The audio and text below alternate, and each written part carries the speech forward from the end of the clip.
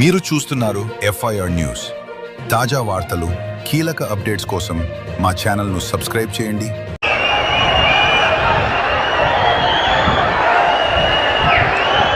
నేను చాలా సందర్భాల్లో కర్నూలుకు వచ్చాను, ఆలూరుకు వచ్చాను, ఆస్పరికి వచ్చాను. కానీ నేను ఎప్పుడూ చూడని ఉత్సాహం మీలో చూస్తున్నా. ఎంతో అభిమానంతో పెద్ద ఎత్తున వచ్చారు, ఒక నమ్మకాన్ని పెట్టుకున్నారు. అలాంటి ఆలూరు నియోజకవర్గంలో ఉండే ప్రజలందరికీ మరొక్కసారి మనస్ఫూర్తిగా నమస్కారాలు, అభినందనలు, శుభాభినందనలు.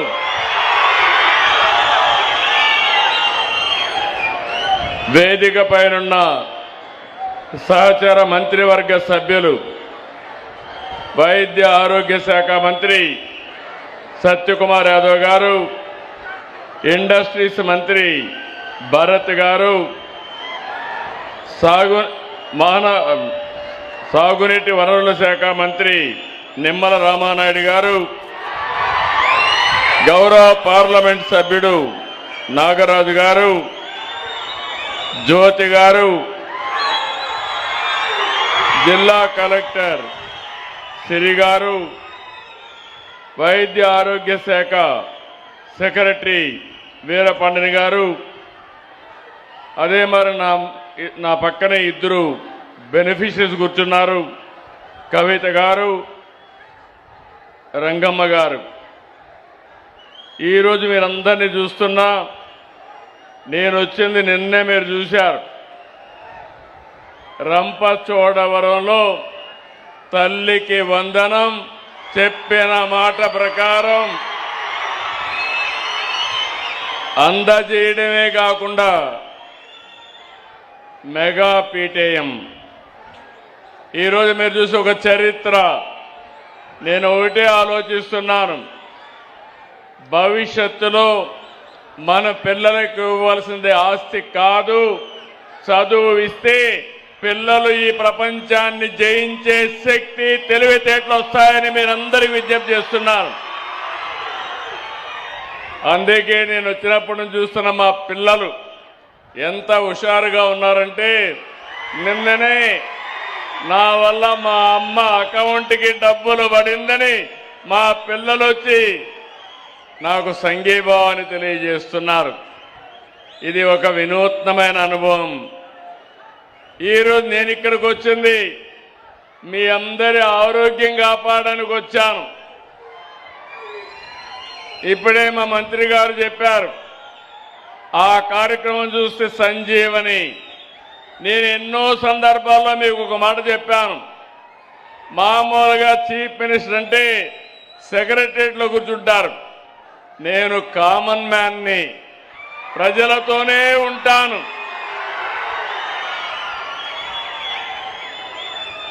ఎప్పుడు కూడా మీతో వచ్చి మీ ఉత్సాహం చూసినప్పుడు మాకు వచ్చే కిక్కే వేరు. ఎక్కడ లేని హుషారు వస్తుంది, మంచి చెడులు అర్థమవుతాయి, ఇంకో పక్క సమస్యలు పరిష్కారం చేస్తాం. నేను ఎప్పుడూ ఆలోచించేది, ప్రజా సమస్యలు పరిష్కారం చేస్తూనే మీ భవిష్యత్తు కోసం మంచి ప్రజా పాలసీలు కూడా తీసుకురావాల్సిన అవసరం ఉంది.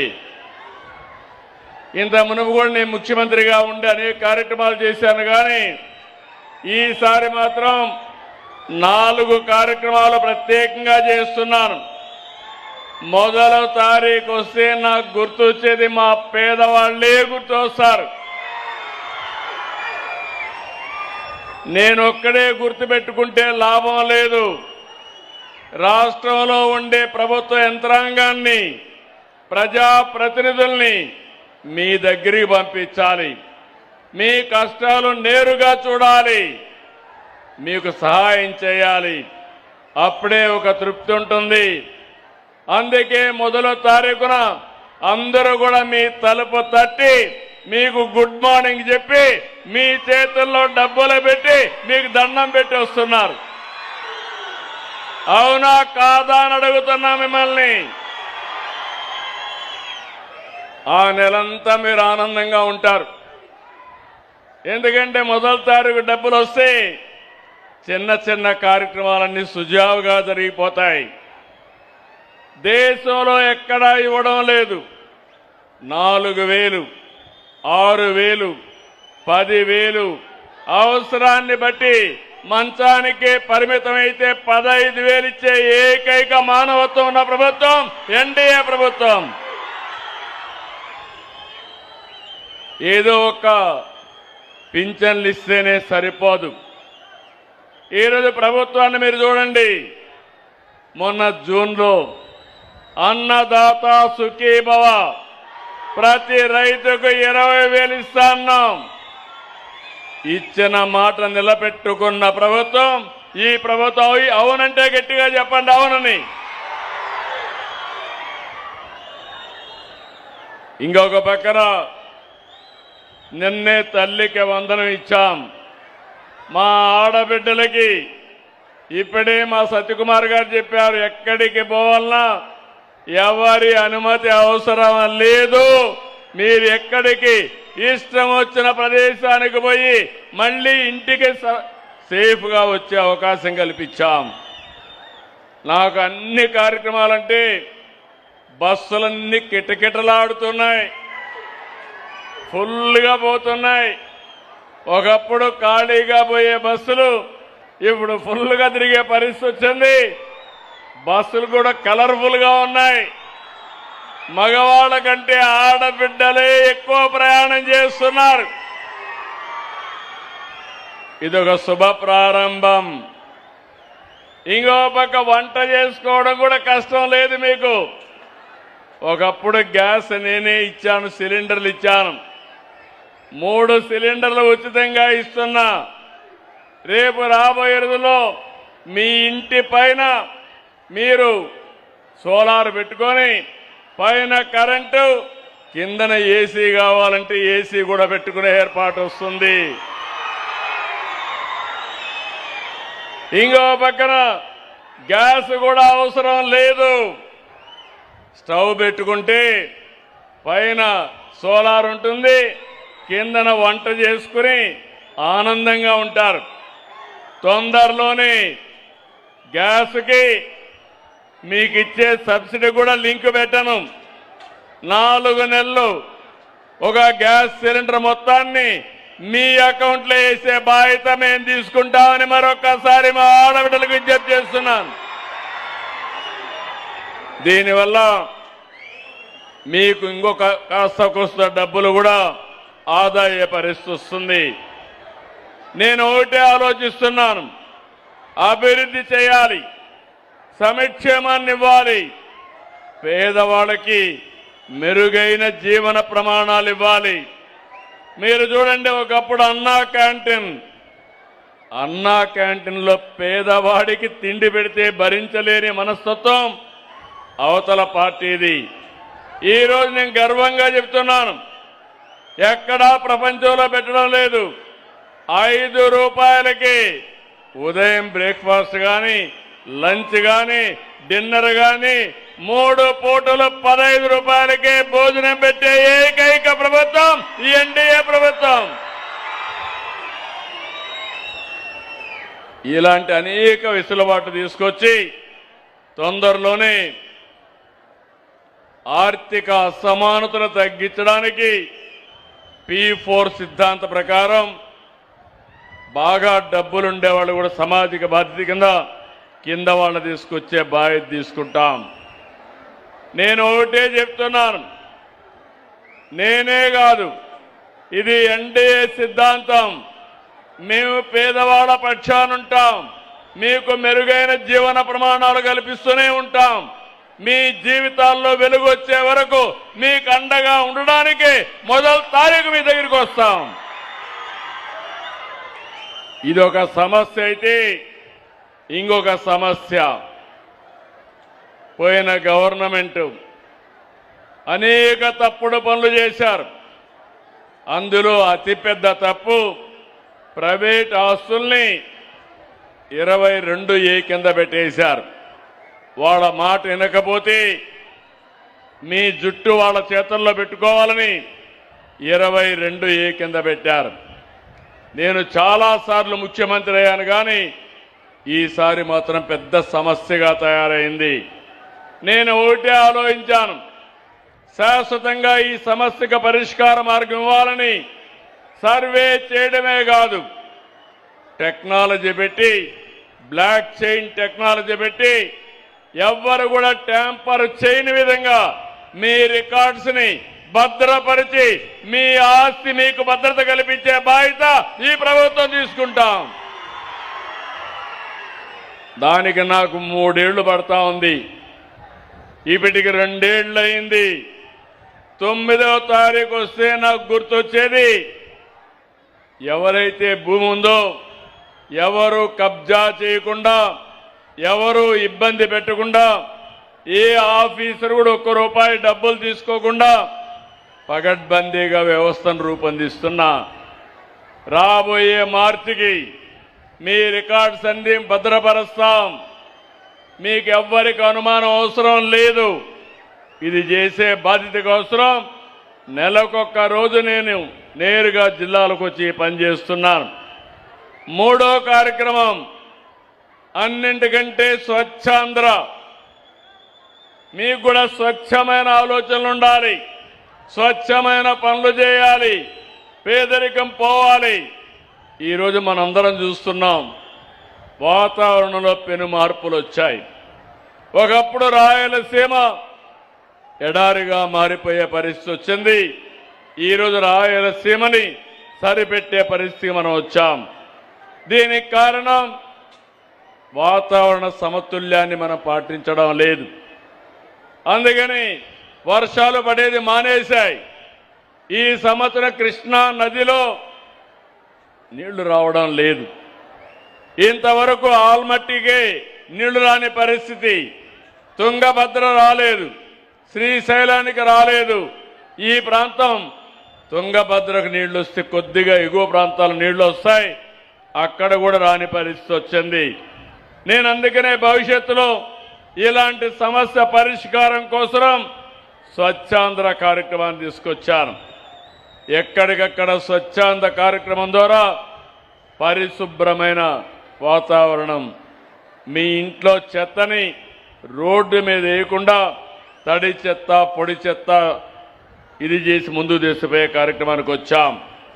దీనివల్ల మీరందరూ గుర్తుపెట్టుకోవాలి, ప్రపంచమంతా సఫర్ అవుతున్నారు. మనకు కూడా ఒక బాధ్యతగా ఇది చేయాల్సిన అవసరం ఉంది. ఈ 3 కాకుండా 4వది, నిన్ననే మానవ వనరుల కోసం తల్లికి వందనంలో దగ్గర మీరు చూస్తే 78 లక్షల మంది పిల్లలకి తల్లుల అకౌంట్లో డబ్బులు వేశాం. మొదటిసారి 1,10,000 మంది పిల్లలు ప్రైవేట్ స్కూల్ నుంచి గవర్నమెంట్ స్కూల్కి వచ్చారు. అది సత్తా ఈ ప్రభుత్వం. ఎందుకంటున్నానంటే ప్రైవేట్ స్కూలుకు కూడా తల్లికి వందనం ఇచ్చిన ప్రభుత్వ పాఠశాలలే బాగా చదువు చెప్తున్నారని నమ్మకంతో వచ్చారంటే అది ఈ ప్రభుత్వం చూపించిన చొరవ, సమర్థతని మరొక్కసారి మీ అందరికీ తెలియజేస్తున్నా. ప్రతి కుటుంబానికి ఖర్చు అయ్యేది 2.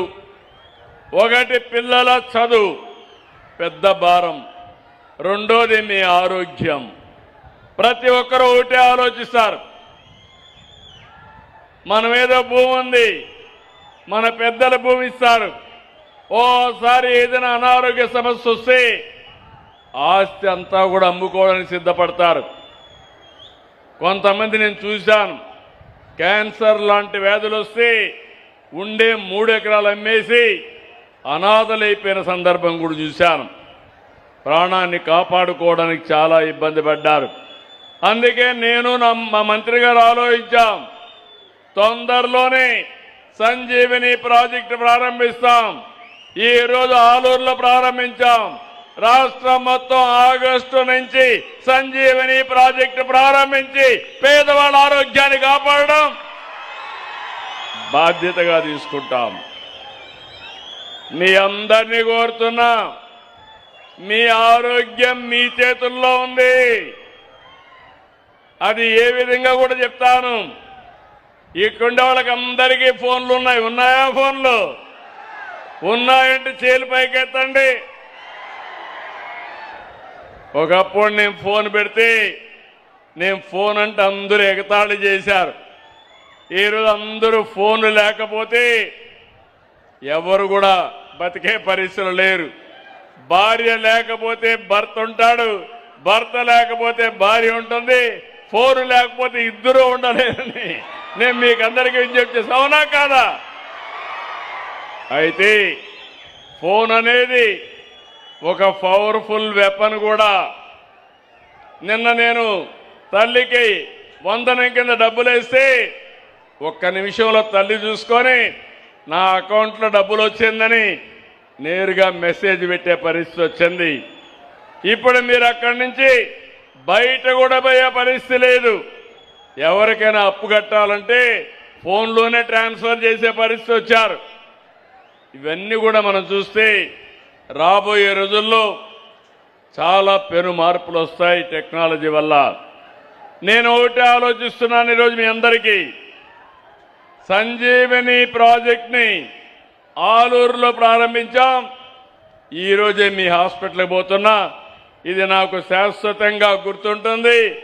ఆలూరు ప్రజలకి అందరికంటే మెరుగైన ఆరోగ్యం ఇచ్చే బాధ్యత మేము తీసుకుంటాం. నా ఆలోచన ఆరోగ్యవంతమైన కుటుంబం, ఆరోగ్యవంతమైన గ్రామం,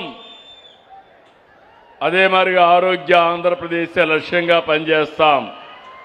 మనం గుర్తుపెట్టుకోవాలి, ఒక ప్రాంతం ఎంత అభివృద్ధి చెందిందో ప్రజలు ఎంత బాగుంటే దాన్ని బట్టి ఆధారపడుతుంది. గ్లోబల్ హెల్త్ ఇండెక్స్ ప్రకారం ప్రపంచంలో ఆరోగ్యకరమైన దేశం తైవాన్, దాని తర్వాత సింగపూర్, దాని తర్వాత ఇజ్రాయెల్, జపాన్.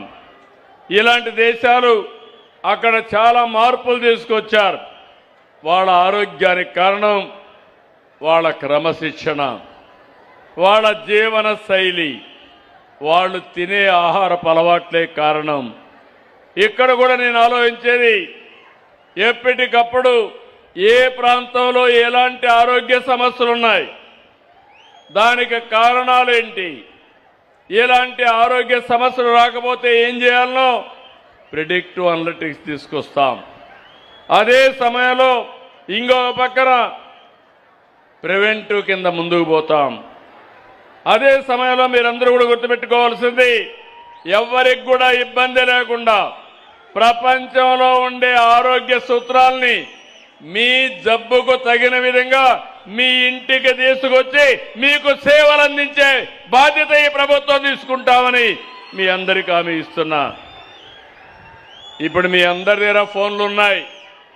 తొందరలో నేను ఆలోచించేది, మీ ఆరోగ్యం కంప్యూటర్లో ఉంటుంది, గోప్యంగా ఉంటుంది. మీ డేటా వేరే వాళ్ళకు తెలియదు. గవర్నమెంట్కి ఒక ఐడియా ఉంటుంది, డాక్టర్కి ఐడియా ఉంటుంది. మీరు ఈ హాస్పిటల్ నుంచి ఏ హాస్పిటల్కి పోయినా మీ ఆధార్ నెంబర్ ఇస్తానే మీ హిస్టరీ అంతా కూడా మొత్తం మెడికల్ రికార్డ్స్ అన్నీ వచ్చేస్తాయి. దానిపైన ఏమేం మందులు తీసుకున్నారు, ఏమేం మందులు పడవు, ఇవన్నీ కూడా ఒక ఐడియా వస్తుంది. మీ ఊరు దగ్గర నుంచి ప్రాథమిక ఆరోగ్య కేంద్రం నుంచి రాష్ట్రంలో ఉండే అన్ని హాస్పిటల్ నెట్వర్క్ వస్తాయి. అదే సమయంలో మీ ఊర్లో ఉండే ఏఎన్ఎం దగ్గర నుంచి కన్సల్టెంట్ కింద సూపర్ స్పెషాలిటీ డాక్టర్లు కూడా ఆన్లైన్లో ఉంటారు. మీరు ఎవరు ఏ డాక్టర్ కావాలంటే ఆ డాక్టర్ని మీరు సంప్రదించే విధంగా ఆన్లైన్ పెడతాం, ఆఫ్లైన్ పెడతాం. మీకు నచ్చిన విధానం మీరు ఎంపిక చేసుకోవచ్చని కూడా మీ అందరికీ తెలియజేస్తున్నా. నేను ఆలోచించేది, పుట్టిన ప్రతి బిడ్డ నుంచి వృద్ధుల వరకు ప్రతి ఒక్కరిది ఒక ప్రొఫైల్ ఉంటుంది. మా దగ్గర 80 లక్షల మందికి తీవ్రమైన వ్యాధులు ఉన్నాయి. అది బీపీ కావచ్చు, లేకపోతే షుగర్ కావచ్చు, క్యాన్సర్ కావచ్చు, కీళ్ల నొప్పులు కావచ్చు, లేకపోతే ఇంక కొంతమందికి హార్ట్ ప్రాబ్లం కావచ్చు, అన్నీ ఉన్నాయి. ఇవన్నీ మనం చూస్తే కొన్ని కారణాల వల్ల వస్తున్నాయి. ఎక్కువ రైస్ తింటాం. ఒకప్పుడు మన ప్రాంతంలో చూస్తే జొన్నలు, రాగులు, సజ్జలే తినేవాళ్ళం. మా పెద్దవాళ్ళు ఉన్నారు, డబ్బులుండేవాళ్ళు మాత్రం బియ్యం తినేవాళ్ళు, తెల్లన్నం తినేవాళ్ళు. మొట్టమొదటిసారిగా ఎన్టీ రామారావు గారు వచ్చిన తర్వాత ₹2 కేజీ బియ్యం పెట్టిన తర్వాత అందరం కూడా బియ్యం తినడం మొదలు పెట్టాం. స్వీట్లు ఎక్కువ తినడం కూడా మొదలు పెట్టాం స్లోగా. దీనివల్ల ఈరోజు మీరు చూస్తే అందరికీ షుగర్ వస్తూ ఉంది, డయాబెటిక్ అయిపోతున్నారు. మీరు గుర్తుపెట్టుకోవాలి, డయాబెటిక్ ఉంటే కాలు గీసుకున్నా అక్కడి నుంచి లేనిపోని సమస్య వస్తుంది. అది ముదిరితే చాలా ప్రమాదం. అందుకే నేను మీ అందరికి కూడా చెప్పాలనుకుంటున్నాను, మీరు కానీ కిచెన్నే ఫార్మసీగా చేసుకుని తిండినే మెడిసిన్గా చేసుకుంటే మీరు హాస్పిటల్కి పోయే పనే లేదని మరొకసారి మీ అందరికి విజ్ఞప్తి చేస్తున్నా. ఇంకొక పక్క ఏం తినాలి, ఎప్పుడు తినాలి, ఏ పౌష్టికాహారం తినాలి, అన్నీ కూడా మన గ్రామంలో దొరికే వస్తువులే, ఎక్కడికో పోక్కర్లేదు. డబ్బులుండేవాళ్ళు కూడా ఎక్కువ తినలేరు. వాళ్ళకు కూడా షుగర్ వచ్చి లేకపోతే లేనివంటి రోగాలు వచ్చిన తర్వాత మీరే బెటర్, కనీసం తింటే జీర్ణించుకునే శక్తి ఉంటుంది. కానీ వారు తింటే మాత్రం గోళీలు వేసుకోవాల్సిందే ఎప్పటికప్పుడు. అందుకే అన్ని కూడా వ్యవస్థలు సరిచేస్తున్నాను. మీరు గుర్తుపెట్టుకోండి, మీ హెల్త్ మీ చేతుల్లో ఉంటుంది. రెండోది, మీకు ఏ డాక్టర్ని కూడా పెడతాం. కావాలంటే మీరు ఏ డాక్టర్ని అడిగితే ఈ పూట నేను ఏం తినచ్చు అని అడిగితే ఆ సమయంలో అది మీకు గైడ్ కూడా చేస్తుంది. నువ్వు ఇది తిను, తెల్లవారి నుంచి ఇవన్నీ తిన్నారు, ఇంకా తగ్గించు, కొంచెం కంట్రోల్ చేసుకోమని చెప్పే పరిస్థితికి వస్తుంది. ఈరోజు నేను తిరుగుతున్నా, మీరు చూస్తూ ఉంటారు.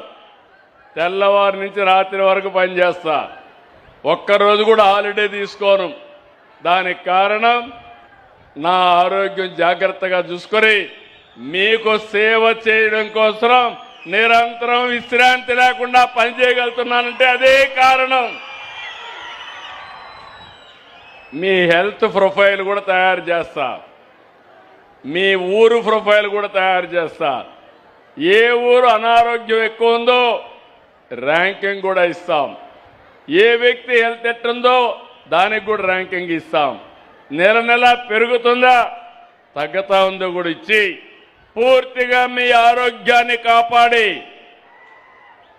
బాధ్యత ఈ ప్రభుత్వం తీసుకుంటున్నాం. నేను ఇంకొక విషయం మీ అందరికీ చెప్పాలి. ఈరోజు టెక్నాలజీ వచ్చినప్పుడు మనం ఊహించలేదు. ఈరోజు టెక్నాలజీ అనేది చాలా ఫాస్ట్గా ముందుకు పోతా ఉంది. డేటా మొత్తం డేటా సెంటర్లో పెడితే అక్కడి నుంచి మొత్తం అనలిటిక్స్ చేసి దేనికి ఏ మందు పనిచేస్తుందో కూడా చెప్పే పరిస్థితి వస్తారు. మీరు ఊహించిన విధానంగా రాబోయే రోజుల్లో చూస్తే ఏ వ్యక్తికి ఏ మందు పడితే ఆ మందు తయారు చేసే రోజు కూడా తొందరలోనే వస్తుంది. ఈ విషయాలు మనం గుర్తుపెట్టుకోవాలి. మన ఇంట్లో పెద్దవాళ్ళు ఉంటారు, వాళ్ళకు షుగర్ ఉంటుంది, మనకు కూడా షుగర్ వస్తుంది. వాళ్ళకి హార్ట్ ప్రాబ్లం ఉంటుంది, మనకు కూడా వచ్చే అవకాశం ఉంటుంది. కొంతమంది క్యాన్సర్ ఉంటుంది, మనకు కూడా వస్తుంది. దీనికి కారణం జెనెటిక్స్ అన్నీ కూడా వచ్చినప్పుడు ఇలాంటి సమస్యలు వస్తాయి. అందుకని ఇవన్నీ రాకుండా ఉండాలంటే ముందు జాగ్రత్త అవసరం. అందుకే నేను మిమ్మల్ని అందరినీ కోరుతున్నా, అలవాట్లో కూడా నేను చూశాను. ఒకటి తిండి. ఈ మధ్య అయితే అందరం జంక్ ఫుడ్ తింటున్నాం. ఒకప్పుడు స్వచ్ఛమైన తిండి తినేవాళ్ళం, ఇప్పుడంతా ఎక్కడంటే ఎక్కడ ఏదంటే తినడం మొదలుపెట్టాం. దీనివల్ల కూడా అనారోగ్య సమస్యలు వస్తున్నాయి. రెండవ పక్కన మీరు ఒక్కసారి చూస్తే చేతిలో ఎప్పుడు ఫోన్ ఉంటుంది, 24 గంటల ఫోన్ చూస్తారు. ఇంట్లో ఉంటే పేదవాళ్ళు కూడా తల్లికి వచ్చి మాట్లాడడానికి వీలు కాకుండా మెసేజ్ పెడతాడు, భార్య భర్తకు మెసేజ్ పెడతాడు. ఇది ఎక్కడిదో ఆలోచించుకుంటే ఒకే బెడ్రూమ్లో ఉన్న మెసేజ్లు పెట్టుకునే అలవాటు అయిపోయింది. రెండోది, మీరంతా సోషల్ మీడియాలో చూస్తూ ఉంటారు, సీరియల్ చూస్తారు, ఇంకా కొన్ని లేనిపోని వస్తాయి, అవన్నీ చూస్తూ ఉంటారు. విద్వేషాలు రెచ్చగొడతారు, నేరాలు నేర్పిస్తారు, మోసాలు నేర్పిస్తారు. ఇవన్నీ చూసి మీ ఆరోగ్యాన్ని పోగొట్టుకునే పరిస్థితికి వచ్చారు. సోషల్ మీడియా ఒక సమస్యగా తయారవుతుంది.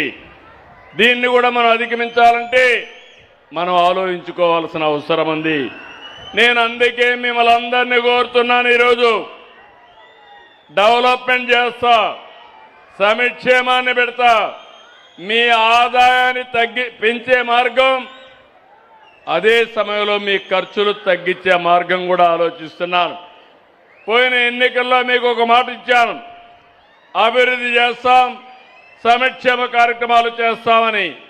నేను అడుగుతున్నా మిమ్మల్ని, ఎప్పుడు చెప్పిన కార్యక్రమం ప్రకారం రెగ్యులర్గా సూపర్ 6 ఇస్తున్నామా లేదా అని మిమ్మల్ని అడుగుతున్నాను. వస్తా ఉంది అంటే గట్టిగా చెప్పండి, చప్పట్లు కొట్టి వస్తా ఉందని. రెండోది, డెవలప్మెంట్ పైన ముందుకు పోతున్నాం. ఈరోజు రాయలసీమలో జాతకాన్ని మార్చాం. ఒకప్పుడు రాయలసీమ రాళ్లసీమ, రాబోయే రోజుల్లో రాయలసీమ రాళ్లసీమ కాదు. ఇలాంటి ఆలూరు లాంటి నియోజకవర్గాలు ఇంకా వెనుకబడి ఉన్నాయి.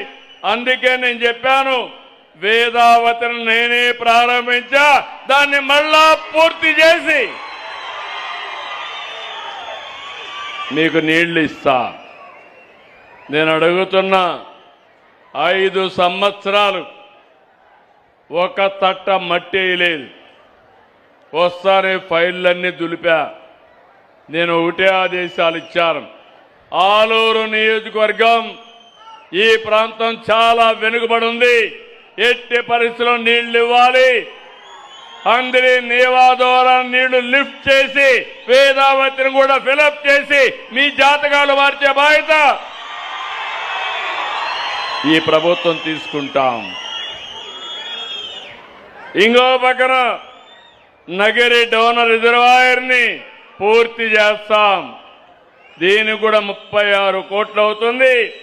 వేదావతికి అయితే 1600 కోట్లు అవుతుంది. అయినా పర్వాలేదు, ఇది నా కమిట్మెంట్, తప్పకుండా చేస్తామని మీకు హామీ ఇస్తున్నా. ఇంకో పక్క అన్ని చెరువుల్ని రిపేర్ చేస్తున్నాం. పత్తికొండ, డోను, పాండ్యం, ఆలూరు అన్నీ కూడా. ఇంకో పక్క ఈ ప్రాంతంలో చూస్తే స్పేస్ టెక్నాలజీ వచ్చింది, ఏరోస్పేస్ వచ్చింది, ఆటోమొబైల్ వస్తూ ఉంది, ఎలక్ట్రానిక్స్ వస్తున్నాయి. ఇంటి పైన కరెంటు తయారు చేసుకుంటున్నాం, పొలంలోనే కరెంటు తయారు చేసుకుంటున్నాం, గాలితో కరెంటు తయారు చేసుకుంటున్నాం. రేపు నీటితో కూడా పంపుడు స్టోరేజ్ పెట్టి కరెంటు తయారు చేసుకునే పరిస్థితికి వచ్చాం. దానికంతా కూడా రాయలసీమ హబ్బుగా తయారవుతుంది. సిమెంట్ ఇండస్ట్రీస్ వస్తున్నాయి, స్టీల్ ఇండస్ట్రీస్ వస్తున్నాయి. మొన్నే జొన్నగిరి గోల్డ్ మైన్ ప్రారంభించి, బంగారు గని ప్రారంభించి స్వర్ణగిరిగా మార్చాం. భవిష్యత్తులో ఈ రాష్ట్రాన్ని అభివృద్ధి చేసి స్వర్ణాంధ్రప్రదేశ్గా తయారు చేస్తామని మీ అందరికీ తెలియజేస్తున్నా. నిన్ననే మీరు చూస్తే JSW రాయలసీమ స్టీల్ ఇండస్ట్రీకి ఫౌండేషన్ వేశాం. నేనేదో ఫౌండేషన్ వేయడం కాదు, ఏ రోజు మళ్ళీ ప్రారంభిస్తామో తేదీ నిర్ణయించాను. 2028 మార్చి లోపల Rayalaseema steel industry, Rayalaseema steel factory ప్రారంభిస్తామని మరొకసారి మీ అందరికీ హామీ ఇస్తున్నా. పుట్టపర్తి కేంద్రంగా 5th జనరేషన్ యుద్ధ విమానాలు అక్కడ తయారు చేస్తున్నాం. చాలా మంది యువత రాయల్ ఎన్ఫీల్డ్, హీరో మోటార్స్ ఎక్కడ తయారు చేస్తున్నామంటే ఈ రాయలసీమ గడ్డ మీదనే ఇవి కూడా మనం తయారు చేసే పరిస్థితికి వచ్చాం. ఎల్జీ, క్వారియర్, దాల్మియా ఒకటి కాదు, మీరు ఏ బ్రాండ్ చెప్పినా ఆ బ్రాండ్స్ అన్ని మన దగ్గరకు వచ్చే పరిస్థితి వచ్చింది. 2 ఏళ్లలో 24,611 కోట్ల రూపాయలు ఖర్చు పెట్టి ప్రాజెక్టుల మీద శ్రద్ధ పెట్టాం. రాయలసీమలో మీరు చూస్తే 12,484 కోట్లు ఖర్చు పెట్టాం. రాష్ట్రంలో పెట్టిన డబ్బుల్ని 51% ఇక్కడనే ఖర్చు పెట్టాం. నేను ఒకటే హామీ ఇచ్చాను, రాష్ట్రంలో 36 ప్రాజెక్టులు పనులు అవుతున్నాయి. ఈ 36 ప్రాజెక్టులు 35,000 కోట్లు కావాలి. ఈ సంవత్సరమే పోలవరాన్ని పూర్తి చేసి 2027 మార్చి లోపల జాతికి అంకితం చేసే బాధ్యత మేము తీసుకుంటామని కూడా మీ అందరికీ హామీ ఇస్తున్నా. ఇంకొక పక్కన రాయలసీమని హార్టికల్చర్ హబ్గా మారుస్తున్నాం. మనం అందరం గుర్తుపెట్టుకోవాలి, వరి ధాన్యంలో ఆదాయం రాదు. ప్రపంచం మొత్తం ఆహారపు అలవాట్లు మారాయి. మారిన ఆహారపు అలవాట్లు కూడా మనం కూడా రైతాంగం కూడా అర్థం చేసుకోవాలి. రాయలసీమలో రాష్ట్రంలో భవిష్యత్ అంతా హార్టికల్చర్ పైన ఉంటుంది. దేశంలో ఉత్పత్తి చేసే పళ్ళు ఎక్కువ శాతం రాయలసీమ నుంచి వస్తున్నాయి. 1,00,000 కోట్ల రూపాయలు ఖర్చు పెడతాం. ప్రభుత్వం 40,000 కోట్లు, ప్రైవేట్లో ఇండస్ట్రీ కోసం ముందుకొచ్చి వాళ్ళు ఇండస్ట్రీ పెడతారు. 60,000 కోట్లు, 1,00,000 కోట్ల రూపాయలు ఖర్చు పెట్టి రాయలసీమని ప్రపంచంలోనే హార్టికల్చర్ హబ్గా తయారు చేసే బాధ్యత, మీ భూముల్ని బంగారు పండించే బాధ్యత ఈ ప్రభుత్వం తీసుకుంటామని మీ అందరికీ హామీ ఇస్తున్నా. అయితే ఇలాంటి మనం చేసినప్పుడు కొన్ని సమస్యలు కూడా గుర్తుపెట్టుకోవాలి. ఈరోజు టెక్నాలజీ వాడుతున్నాం, సమస్యల పరిష్కారం చేస్తున్నాం.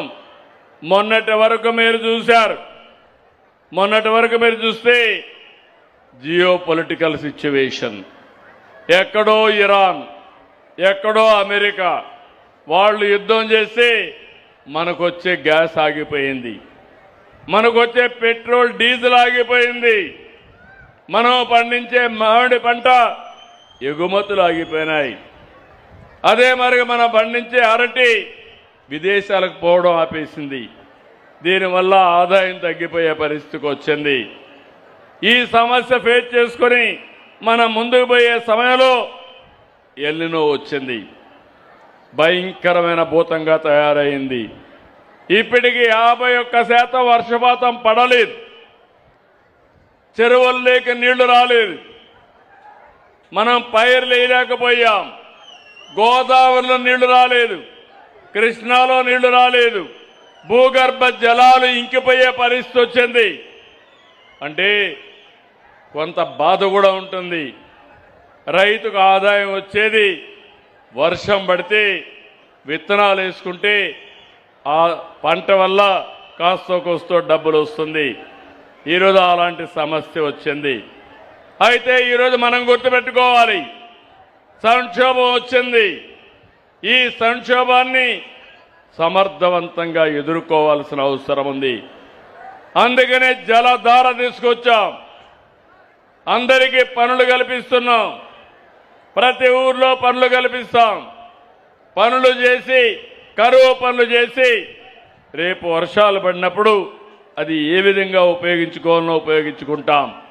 రాష్ట్రంలో ఉండే ప్రజలందరికీ ఈ ఆలూరు నుంచి విజ్ఞప్తి చేస్తున్నాను, ఈ సంవత్సరం జాగ్రత్తగా ఉండాలి.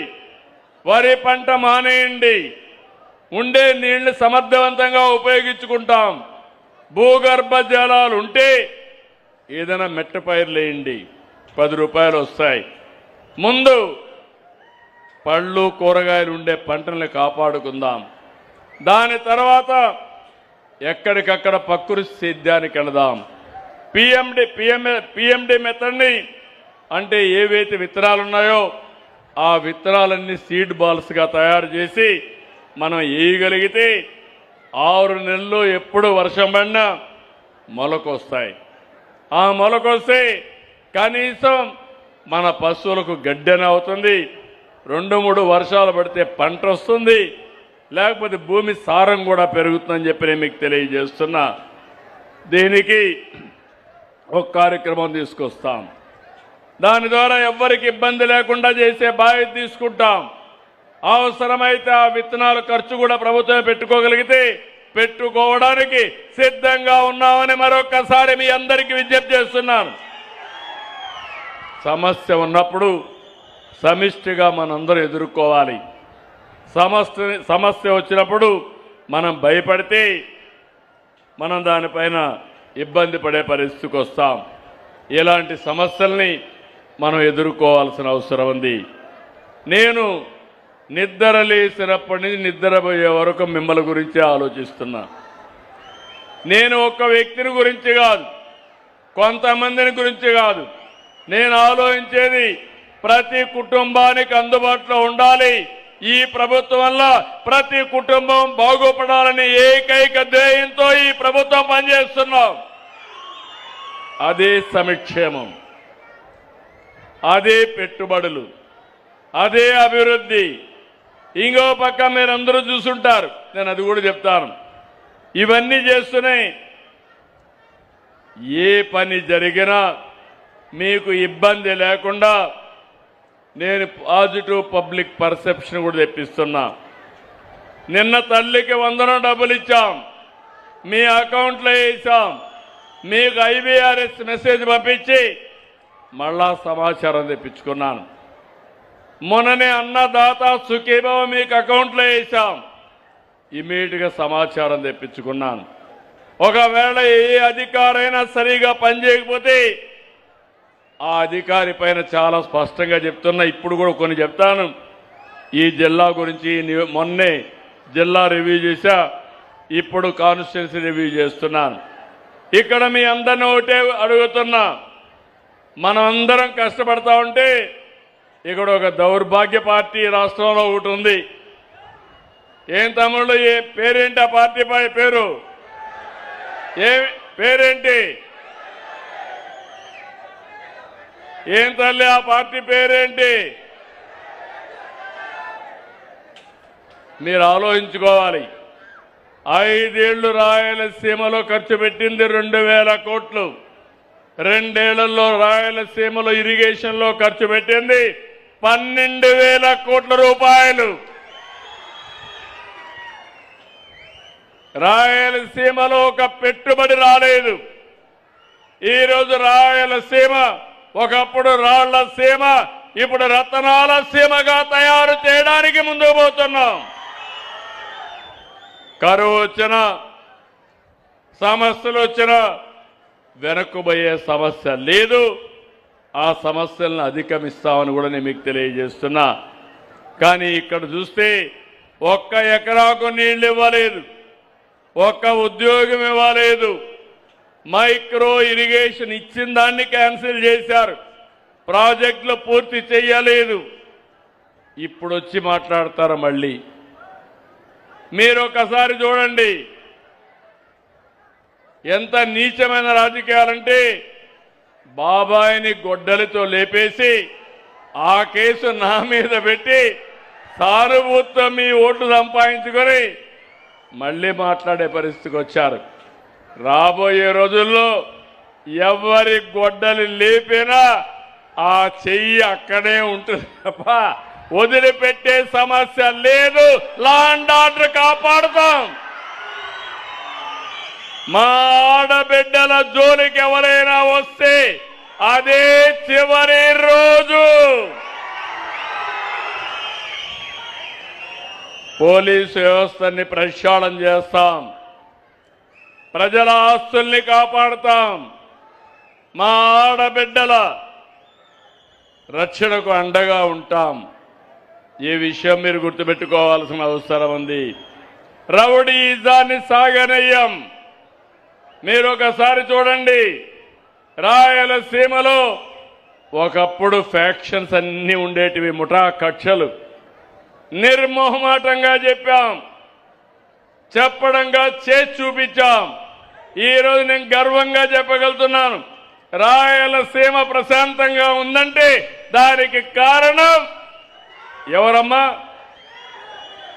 ఎవరు తమ్ముళ్ళు? ప్రాణాలతో చెలగాటమాడేవాళ్ళు. బలవంతుడిదే రాజ్యం. ఇప్పుడు బలవంతుడు కాదు, బలహీనుడిదే రాజ్యం. అదే నాగరాజు ఎంపీ. అవునా కాదా? అది ఎప్పుడు జరుగుతుందంటే మీలో కూడా చైతన్యం రావాలి. నేను ఒకటే చెప్తున్నాను, నాకు రాగద్వేషాలు లేవు. దగ్గర 48 సంవత్సరాలు నన్ను ఆదరించారు మీరు, ఎవరికీ జరగల. అలాంటి చరిత్ర మీరు సృష్టించారు.